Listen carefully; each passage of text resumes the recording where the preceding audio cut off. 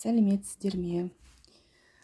Бүгін мен сіздермен осындай тоқыма машинкасымен қалай тоқу керек екенін көрсетемін. Біз бүгін бірінші сабақта біз повязка на голову тоқимыз. Повязка на голову тоқимыз. Жібіміз бәрі дайын.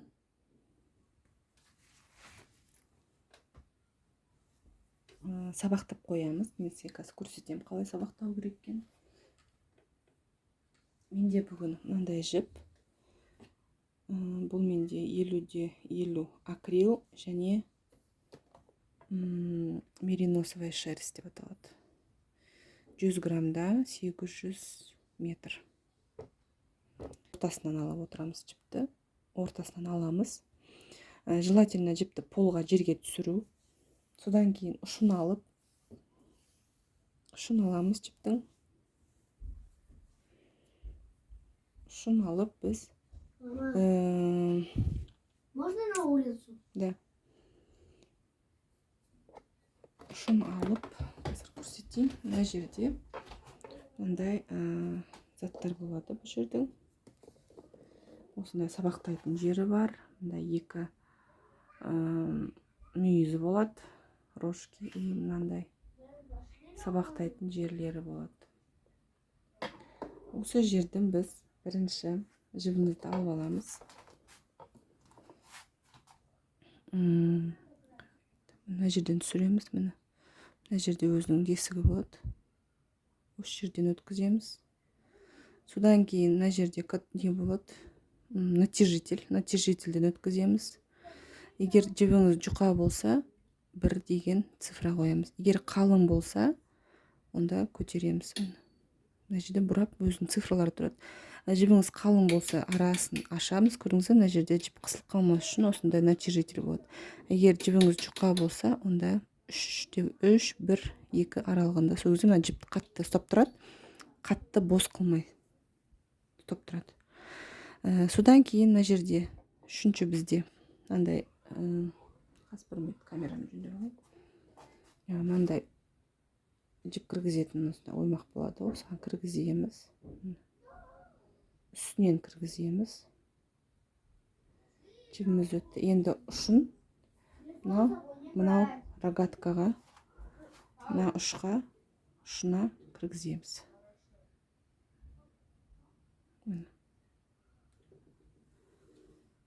Жібімізді сабақтап алдық. Біздің деге машинкаға. Енді бұл жібімізді кареткаға өткіземіз.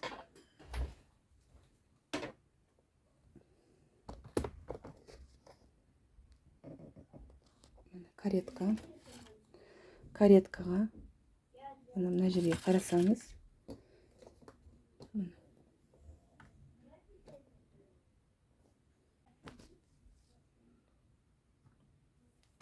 тартып тұрып, мына жерден кіргіземіз. Мына ортасына өту керек. Енді бір қолмен ыңғайсыз, әрине. Бұлай кіргіземіз. Біздің жібіміз каретка алған кезде мынаған оралып кетпеу керек. Ежик несіне, щеткаларын оралып кетпеу керек. А мына темірмен ортасымен жүріп тұру керек. Свободно.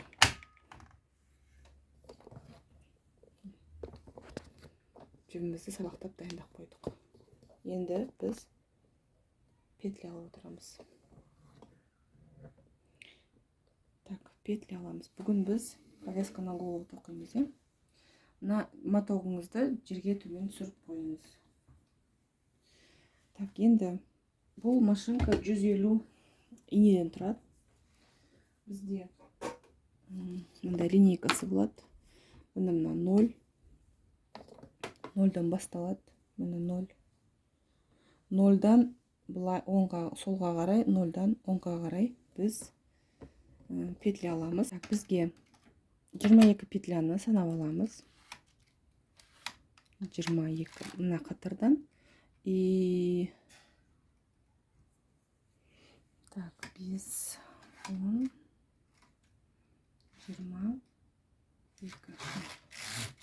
22 қатар. Ой, петля алдым. Енді бұны қарапайым тәсілмен, жаңа мен көрсеткендей, оңнан солға қарай жылжып отырып петлямызды алып аламыз. Оңнан солға қарай. Жібімізді кареткаға саламыз. Дайындап аламыз. Счетчик 0-ға қоямыз. Оңнан солға қарай тоқимыз. Кончикті алып отырып, оңнан солға қарай қатты тартпаймыз, қатты бос қылмаймыз. Орташа өстіп орап шығамыз.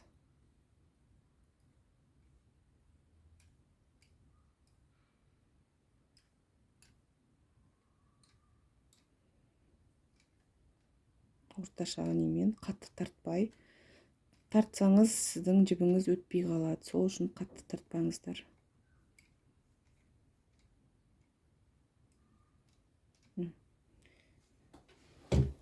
Дайын. Енді бірінші қатар плотность номер 2. Тоқыдық. Соңғы петля всегда өстіп тоқылмай қалуы мүмкін. Мынандай. Сол кезде біз оны шығарамыз алға қарай. Тартамыз да, мына жібімізді ашық тұрған неге салып, игламызға салып, өзіміз қолмен тоқып шығамыз. Енді осы сәтте біз груз кигіземіз обязательно. Грузымыз бізде бір жағына асып кетпес үшін тең ортадан бөліп аламыз.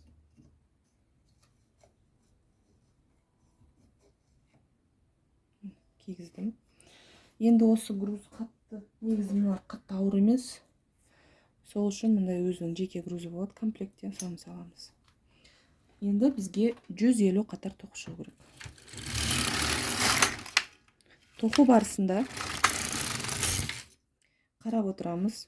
Петляларымыз созылып кетпеу керек, ашылып кетпеу керек деген сияқты. Мұқият қарап отырып тоқимыз.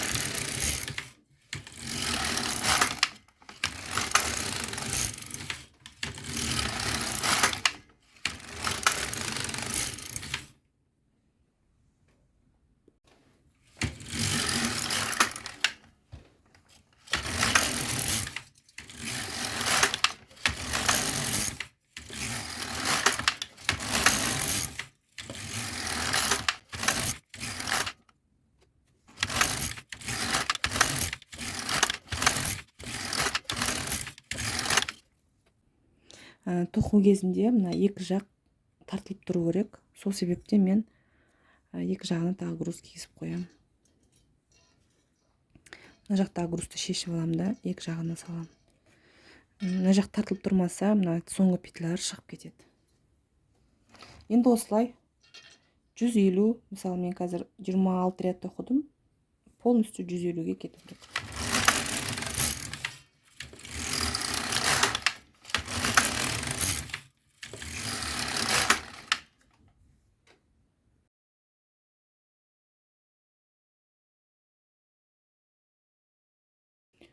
Жүз елу қатар тоқып шықтым. Міне 150. Мындай ұзын лента пайда болды менде. Енді бізге осы петляларды жабу керек. Жабу үшін бізге мында деккер керек. Бір инелі деккер. Негізі деккерлер комплектте жүреді. Мындай 3 инелі, 2 инелі, двойной осындай. Бір инелі деккерді аламыз. Жібімізді кареткадан шығарамыз.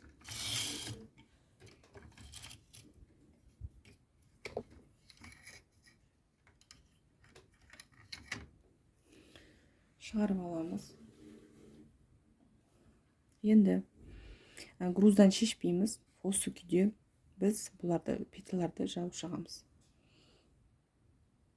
Деккерді салып, петляны тартқан кезде, алға қарай тағы да жылтқан кезде петлямыз жабылады, мынау шығады, петля шығады. Осы петлямыз шешіп алып, екінші иглаға саламыз. Салдық. до конца тартамыз. Осы тартқан кезде ашық тұрған иглаға жібімізді ораймыз да екінші қолымызбен көмектесіп жауып шығамыз. Міне. Қайттан шығарамыз.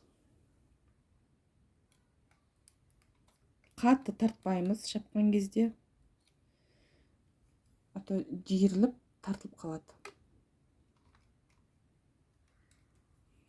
Свободно қылып жабамыз. Тағы да көрсетейін. Инемізден петлямызды декерге шешіп алдық та, келесі көрші тұрған инеге кіргіземіз. Петлямызды, инемізді алға қарай жылжытамыз. Біздің инеміз ашық тұр. Язычки открытые дейді ғой.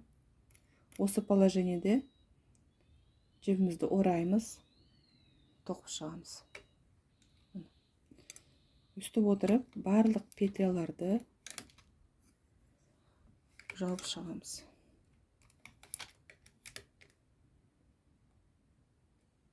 Өте абайлаңыздар. Бір петля шығып кетсе, бүкіл жұмыстың берекесі кетеді. Қайттан бастауға тура керек болады. Енді алысып кетесіз петлялармен. Асықпай, бір немен, натяжениемен, қатты тартпай, расслабленно отырып, өстіп жауып шығамыз. Қатты тартсаңыз, жиырылып қалады да, соның екінші жағы әдемі болмай қалады.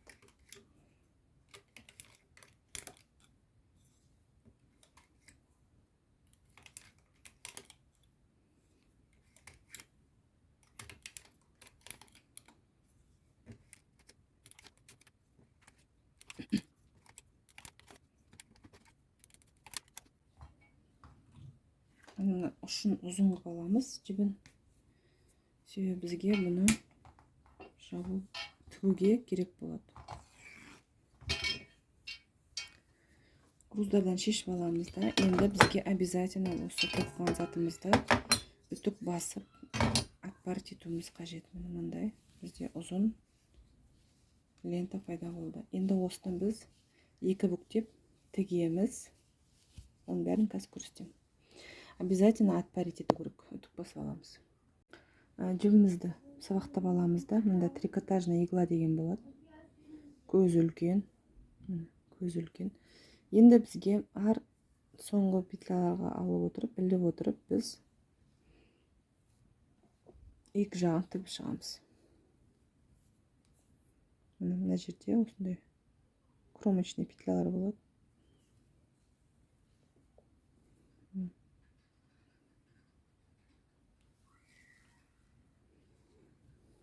Қараған кезде мына соңғы петлялардың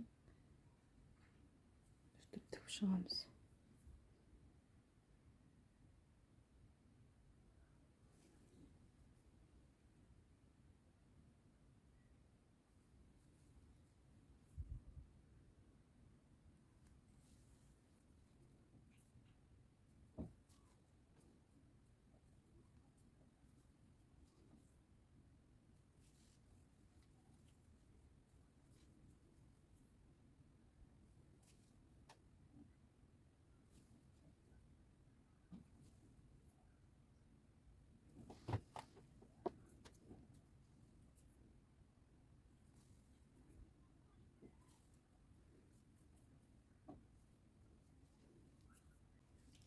Екі жағын біріктіріп алдым. Енді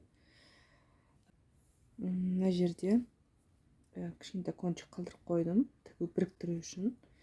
Енді бұл жерде біз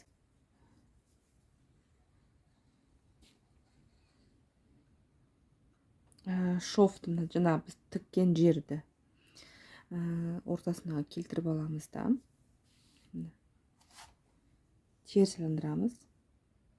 Содан кейін осы бүктірген күйінде мынаны екіге бөлеміз былай. И мынаны екіге бөлеміз. Осы бүктеп аламыз да. И арасына кіргіземіз. Былай. Содан былай. Енді осы бөлімді бізге біріктіріп тігіп шығу керек. Жаңағы инемізді аламыз.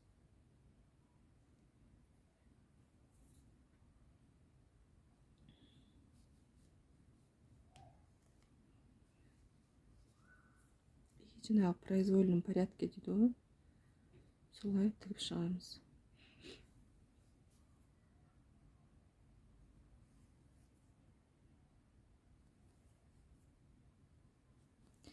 Мына төртеуін бірге алып отырыңыздар, ортасы ашылып қалмасын. Себебі тартқан кезде ортасы сөтіліп кетуі мүмкін. Кешірім сұраймын, менде қазір аллергия, период аллергии. Осы жерде маған комментарияға жазып жіберіңіздерші, қандай дәрімен аллергиядан құтылуға болады. Так, и жаңағы оңға отырған кезде жібімізді қазір кончиктарын алып былай өтеміз. Содан кейін мына жерден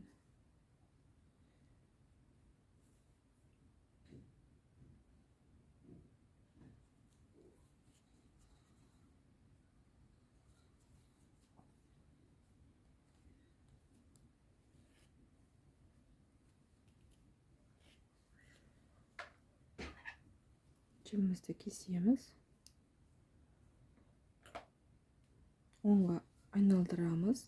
Сол кезде бізде мынандай кішкентай қыздарға арналған повязка пайда болды. 1 сағаттың ішінде, даже 15 минуттың ішінде, 15-20 минут, жарты сағатта осындай қыздарыңызға көктемде, күзде киетін бас киім тоқып берсеңіздер болады. Өте әдемі. Тегіс петлялар теп-тегіс. Астында ешқандай не жоқ.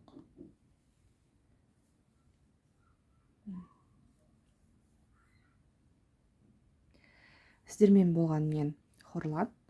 Көптеген мастер-класстар әлі алда. Сол үшін менімен болыңыздар, тіркеліңіздер, лайктарыңызды аямаңыздар. Көптеген заттар тоқып үйренеміз сіздермен.